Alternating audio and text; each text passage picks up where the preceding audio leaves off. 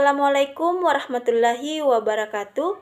Perkenalkan, saya atas nama Islamia dengan NIM 200141401 dari Program Studi Pendidikan Guru Sekolah Dasar Universitas Cokro Aminoto Palopo semester 4 kelas 4A.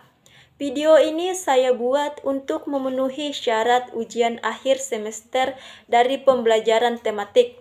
Jadi tema yang akan saya bawakan yaitu tema 3 tentang makanan sehat dan subtema 1 tentang bagaimana tubuh mengelola makanan. Untuk kelas 5 semester 2 dan muatan pembelajaran ada Bahasa Indonesia PPKN IPS.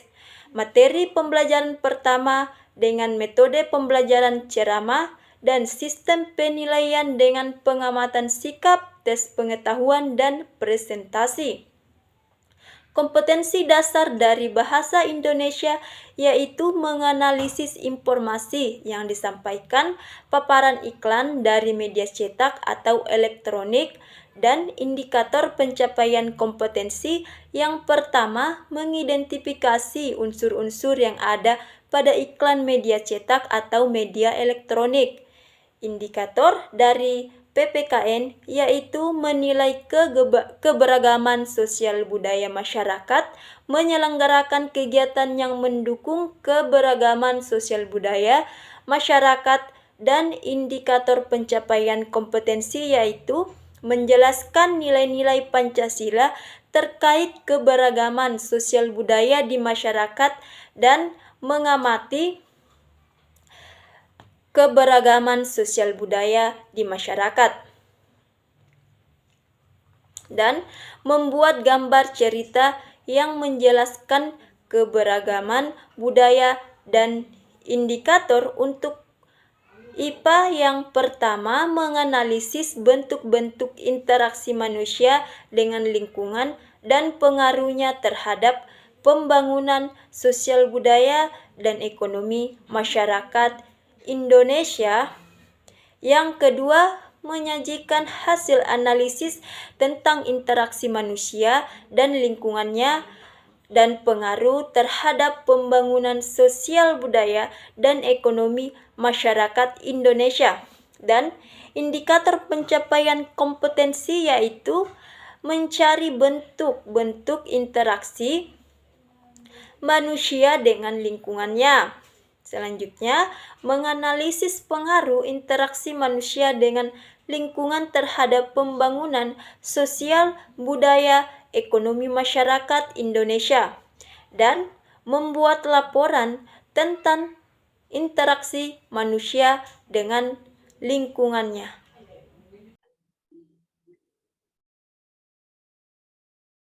Assalamualaikum warahmatullahi wabarakatuh dan selamat siang anak-anak. Waalaikumsalam, Ibu. Ya, Ibu. Apa kabar kalian? Baik, Ibu. Oke, baik. Sebelum kita memulai pembelajaran pada hari ini, marilah kita bersama-sama membaca doa belajar yang akan dipimpin oleh ketua kelas kita, yaitu Muhammad Abdil Syahrim.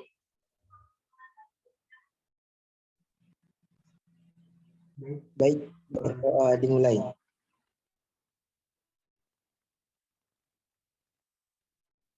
Selesai. Oke, selanjutnya saya akan mengecek kehadiran kalian ya. Yang saya sebut namanya, tolong mikrofonnya dikasih aktifkan ya. Muhammad Abdil Syahrim. Hadir, Bu. Andi Mutiara. Hadir, Bu. Santi. Hadir, Bu. Andika Rayuningsi.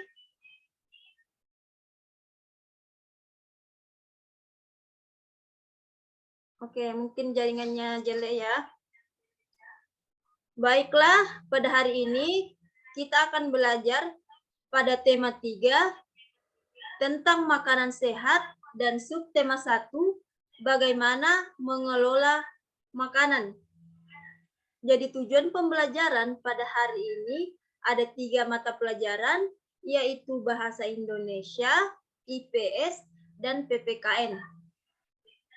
Jadi, tujuan pembelajaran untuk materi mata pelajaran IPS yaitu pertama, siswa mampu menganalisis bentuk-bentuk interaksi manusia dengan lingkungannya dan pengaruhnya terhadap pembangunan sosial masyarakat Indonesia.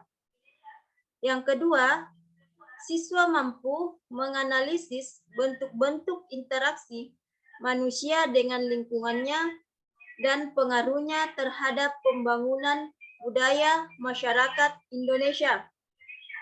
Dan untuk mata pelajaran PPKN, siswa mampu mendeskripsikan keberagaman sosial budaya yang ada di masyarakat dengan tepat. Yang kedua, siswa mampu menganalisis kegiatan yang mendukung keberagaman sosial budaya yang ada di masyarakat secara sistematis. Dan untuk mata pelajaran IPS, siswa mampu menemukan informasi dari paparan iklan media elektronik yang sesuai dengan isinya. Baiklah, saya akan share PPT.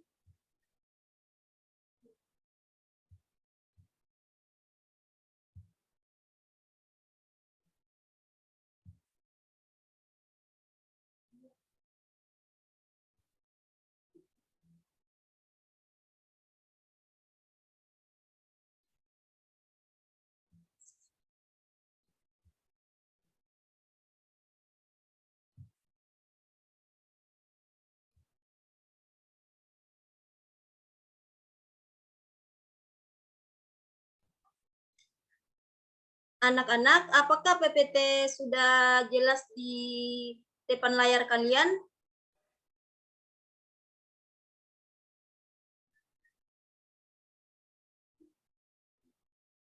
Apakah sudah muncul? Sudah, Ibu. Sudah, Bu. Oke, jadi anak-anak di situ ada berdialog. Jadi saya akan suruh kalian untuk berdialog sesuai yang ada di PP tersebut. Jadi anak-anak kalian akan ada yang berperan sebagai Dita, ada yang sebagai Risa, Tino, dan Ari. Jadi Ibu bagi ya supaya tertib. Jadi Muhammad Abdil Syahrin berperan sebagai Ari, Andi Mutiara berperan sebagai Dita, Andika Rayuningsi sebagai Risa, dan Santi berperan sebagai Tino. Kalian sudah melihat peran kalian masing-masing? Mengerti, Bu. Ya, jadi silakan dimulai ya, Adik.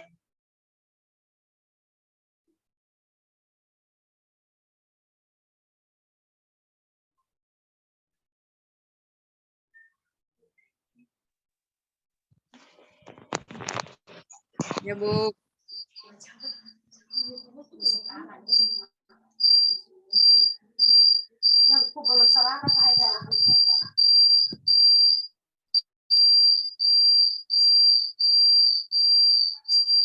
Za, kamu bawa bekal apa?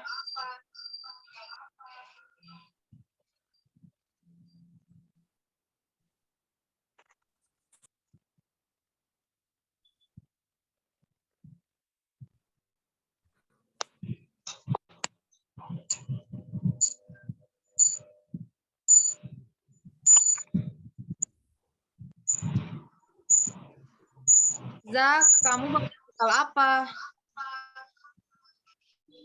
Aku membawa sambal bawang mentah, daging ayam, dan telur asin. Kenapa makananmu tidak ada sayurnya, Za?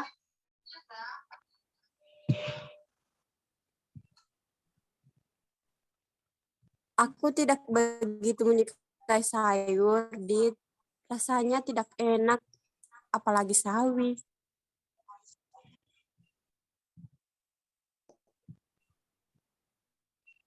Makananmu tidak bergizi seimbang, Sa. Kok bisa, Tin? Makananku mengandung gizi yang dibutuhkan tubuhku. Makanan dikatakan bergizi seimbang jika mengandung karbohidrat, protein, lemak, mineral, dan vitamin dalam jumlah tertentu.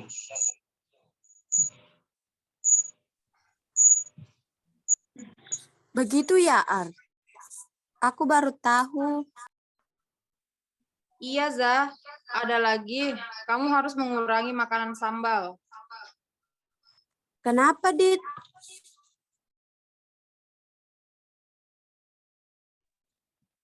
Mengkonsumsi makanan pedas secara terus-menerus akan membuat kerusakan pada permukaan lambung, sehingga dapat menyebabkan PA.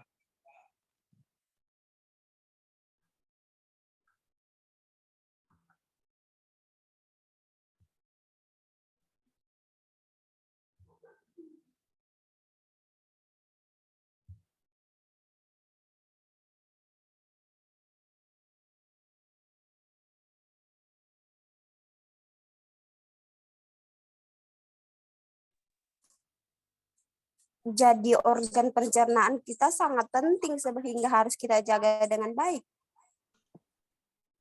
Benar, karena itu kita harus selalu makan dengan cara yang benar dan makan makanan yang sehat dan bergizi serta berolahraga secara teratur. Nah, anak-anak, percakapan yang kalian lakukan tadi itu adalah bentuk dari interaksi sosial antara siswa di sekolah. Jadi anak-anak, apakah kalian sudah mengerti apa itu interaksi sosial? Ya, Bu. Enggak, Bu. Oh, ada yang sudah mengerti dan ada yang belum mengerti. Jadi Ibu akan jelaskan apa itu interaksi sosial ya. Jadi, interaksi sosial adalah tindakan yang terjadi secara dua orang atau lebih yang bereaksi akan timbal balik melalui kontak langsung maupun tidak langsung. Sampai di sini, apakah ada pertanyaan?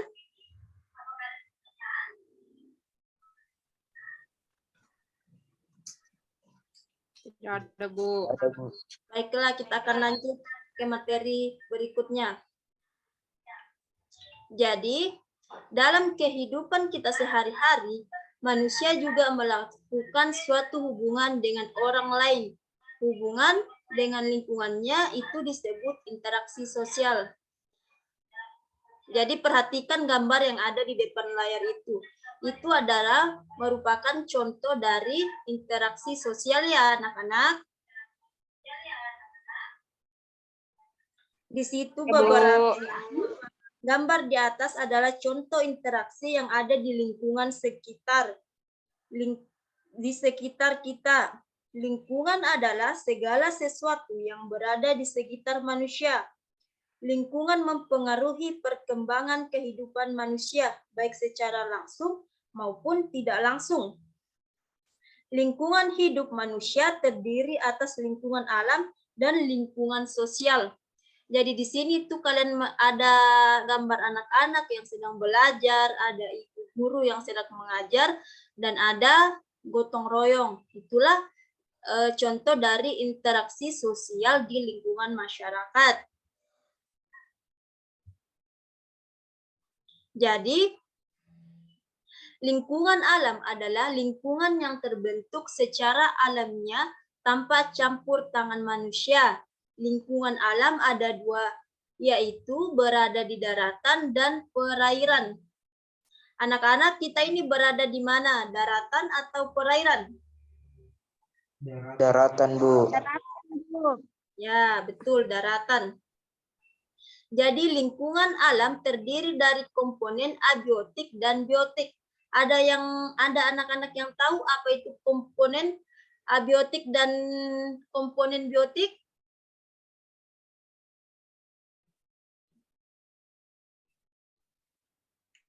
Saya, Bu. Ya, silakan. Komponen biotik adalah makhluk hidup yang ada di lingkungan, sedangkan komponen abiotik segala sesuatu yang bukan makhluk hidup. Ya, betul sekali. Jadi, contoh dari interaksi komponen biotik dengan abiotik yaitu ada tanah, suhu, dan curah hujan yang mempengaruhi jenis tanaman yang tumbuh di suatu daerah. Interaksi manusia di alam dapat dikelompokkan menjadi dua, yaitu interaksi yang menyesuaikan diri dengan alam dan interaksi yang mendomisili alam. Jadi interaksi yang menyesuaikan diri dengan alam itu contohnya adalah manusia tinggal dekat dengan sumber makanannya, menyesuaikan waktu, tanaman dengan musim penghujan, dan lain-lain. Sedangkan interaksi yang mendominasi alam contohnya adalah manusia yang mengeksploitasi alam dengan teknologi, semisal pertambangan, memodifikasi cuaca dengan hujan buatan lain-lain. Coba lihat yang ada pada slide. Di situ ada interaksi. Interaksi apa? Interaksi yang menyesuaikan diri dengan alam. Di situ ada yang bertani, ada yang membersihkan selokan, dan yang di bawahnya itu ada yang membuat cuaca buatan dan pertambangan. Apakah kalian sudah pernah melihat cuaca buatan? Belum, Bu. Contohnya itu yang terdapat pada layar kalian ya. Ya, Bu. Sampai di sini ada yang ingin bertanya? Apakah sudah mengerti? Sudah, Ibu. Ya, baiklah, kita lanjut ya. Manusia perlu... Ibu, saya mau bertanya. Ya, siapa yang mau bertanya? Saya Bu Santi. Ya, Bu, silakan. Bu, kenapa kalau kita sering makan sambal?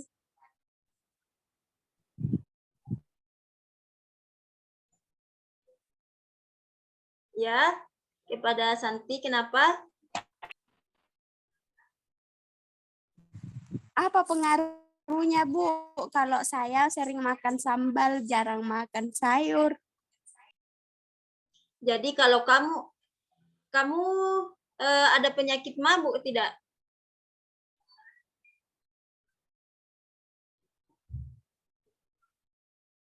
Santi? Iya, Bu. Tadi pertanyaannya kenapa bisa diulang? Bu, apa akibat jika seseorang suka makan sambal tapi malas makan sayur? Oh, jadi kalau kamu suka makan sambal terus malas makan sayur itu nanti kamu suka sakit perut. Harusnya kamu suka makan sayur saja supaya sayur kan mengandung banyak protein. Jadi tubuh kamu akan sehat kalau kamu suka makan sayur. Kalau makan sambal dikurangi ya, nanti kamu sakit perut.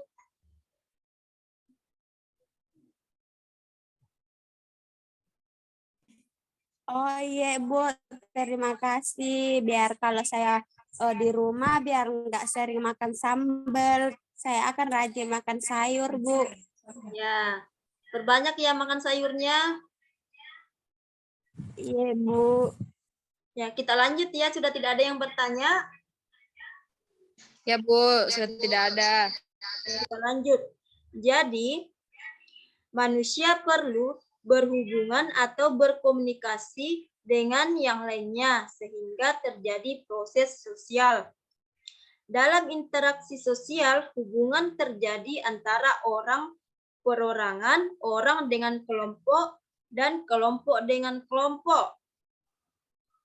Hubungan yang terjadi harus secara timbal balik dan memberikan tanggapan, berkomunikasi, dan kontak sosial.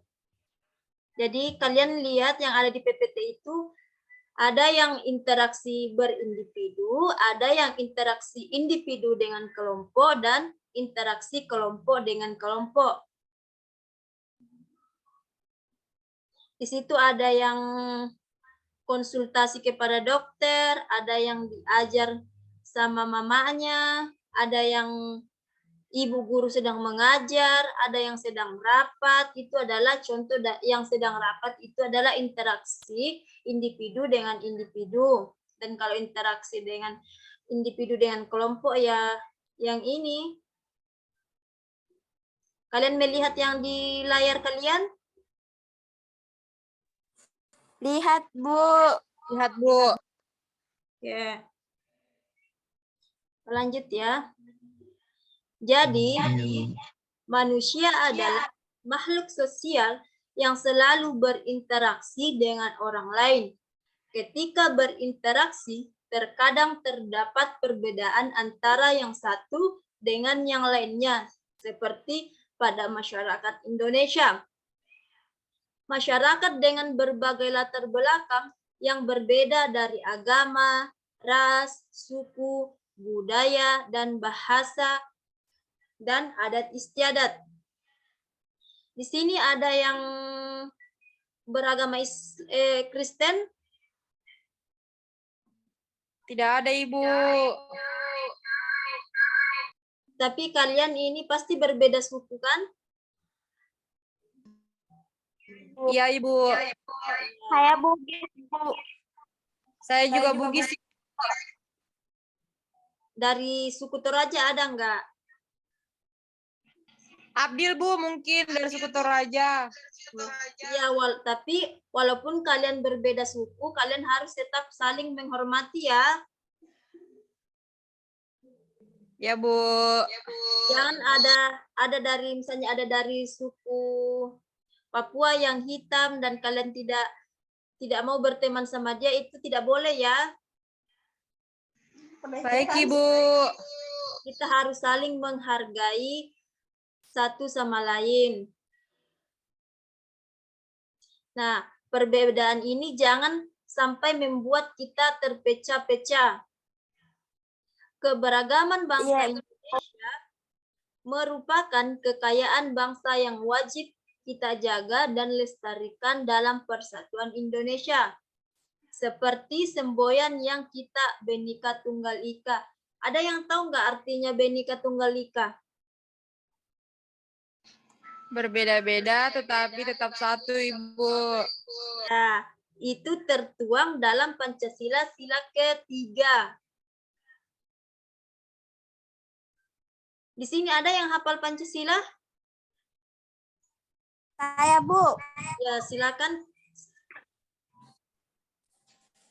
Pancasila. 1. Ketuhanan yang Maha Esa. 2. Kemanusiaan yang adil dan beradab. 3. Persatuan Indonesia.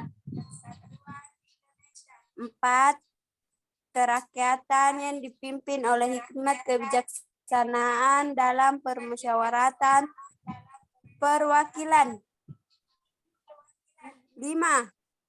Keadilan sosial bagi seluruh rakyat Indonesia.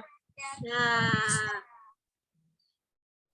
tepuk tangan untuk teman-teman, untuk saudari Santi yang sudah menghafal Pancasila. Ya, okay. Nah, sikap persatuan masyarakat Indonesia dapat digambar dalam bentuk komik. Kalian suka baca komik gak? Tidak, Ibu. Sukanya baca Wattpad. Aduh, kalian kurangnya baca Wattpad-nya itu. Ibu. Ya, Bu. Ya. Ibu. Ya. Bu, apa itu Wattpad?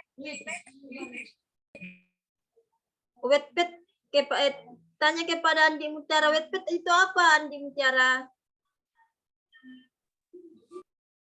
Iya, Bu, karena saya nggak biasa dengar itu Wattpad, Bu. Biasanya itu saya cuma melihat ayah saya baca koran. Ya saya juga baru dengar itu Wattpad. Andi Mutiara Wattpad itu apa? Wattpad itu Wattpad Ibu. Kayak Ibu. Banyak cerita di dalamnya Ibu. Cerita semuanya cerita apa di dalam?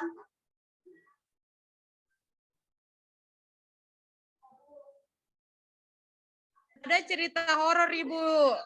Oh iya iya. Dikurangi ya baca Wattpad-nya.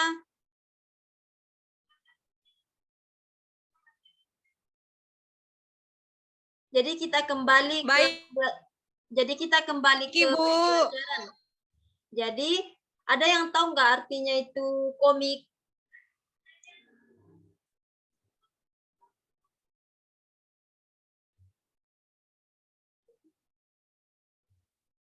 Jadi komik merupakan cerita bergambar yang ditekankan pada gerak dan tindakan, lalu ditampilkan lewat urutan gambar yang dibuat secara khas dengan paduan kata-kata.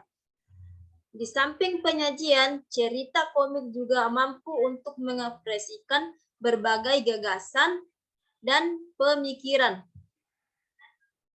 Nah, ini pasti kalian tidak asing dengan si komik, si Unyu. Pernah baca? Belum pernah Ibu. Ya, makanya ya jangan sering bacanya Wattpad saja. Coba baca-baca komik ya. Komik apa Ibu? Komik si Unyu, banyak itu komik. Coba perhatikan yang ada di layar kalian itu contoh si komik. Begitu ya contohnya.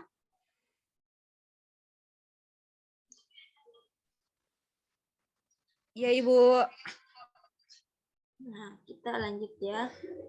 Terus kita lanjut pada iklan. Ibu, Ya, saya atas nama Santi, Bu, tidak aktifkan kamera karena jaringannya jelek. iya tidak apa-apa. Kita maklumi ya karena jaringan Ibu juga jelek ya. Jadi kita saling memaklumi ya. Ya Iya, Ibu. Bu. Oke, kita lanjut ke materi berikutnya ya. Yaitu iklan. Ya Bu. Iklan adalah berita atau pesan untuk membujuk dan mendorong orang agar tertarik pada barang ataupun jasa yang ditawarkan. Iklan bisa dipromosikan melalui media periklanan seperti televisi, radio, koran, majalah, internet, dan lain-lain. Kalian sudah tahu kan apa itu iklan? Ya Ibu. Sudah, Bu. Iklan susu Indomil. Iklan shampoo juga ada. Ya, itu. Oke, jadi iklan itu mengandung pemberitahuan kepada masyarakat dan bersifat mempengaruhi pembaca agar melakukan apa yang dikehendaki. Iklan tidak terbatas pada produk, melainkan juga pada informasi, ajakan, atau seruan untuk melakukan suatu hal. Seperti contohnya ajakan untuk menanam pohon atau menjauhi narkoba. Iklan juga itu bisa dibuat misalnya ada yang hilang, jadi kita bisa membuat iklan supaya orang yang hilang itu cepat ditemukan. Apalagi kalau kita sudah kasih masuk dalam internet. Kan internet, jejaring internet sekarang itu sangat luas. Jadi kalau ada yang hilang itu, orang yang hilang itu akan cepat ditemukan. Nah, pembuatan iklan di media cetak dibatasi oleh ruang atau tempat. Sedangkan iklan di media digital dibatasi oleh durasi. Jadi, pembuatan iklan biasanya dibuat singkat, padat, dan berisi untuk mengurangi beban biaya penayangan. Ya, itu yang di layar kalian itu adalah contoh iklan, yaitu perilaku hidup bersih dan sehat, dan iklan Persatuan Indonesia. Nah, fungsi iklan itu yang pertama itu memberikan informasi yang sudah tadi jelaskan, misalnya ada orang yang hilang, melalui iklan itu kita itu dapat informasi secara cepat. Dan yang kedua itu membujuk, yang ketiga mengingatkan, dan yang keempat memberikan nilai tambah. Nah, sampai di sini ada pertanyaan? Tidak ada, Bu. Jadi ada yang bisa menyimpulkan pembelajaran kita pada hari ini?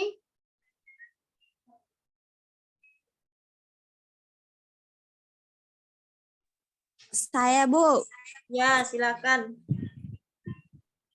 Jadi kesimpulan saya untuk pelajaran kita ini, kita harus rajin makan sayur biar sehat, kurangi makan lombok, dan kita harus berteman dengan siapapun, tidak harus memandang ras, agama, perbedaan, suku. Kita harus berteman dengan siapapun. Dan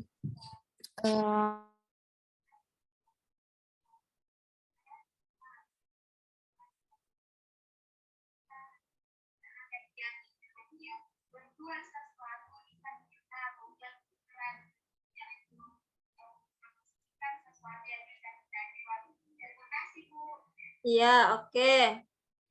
Terima kasih ya kepada Santi sudah memberikan iklan pada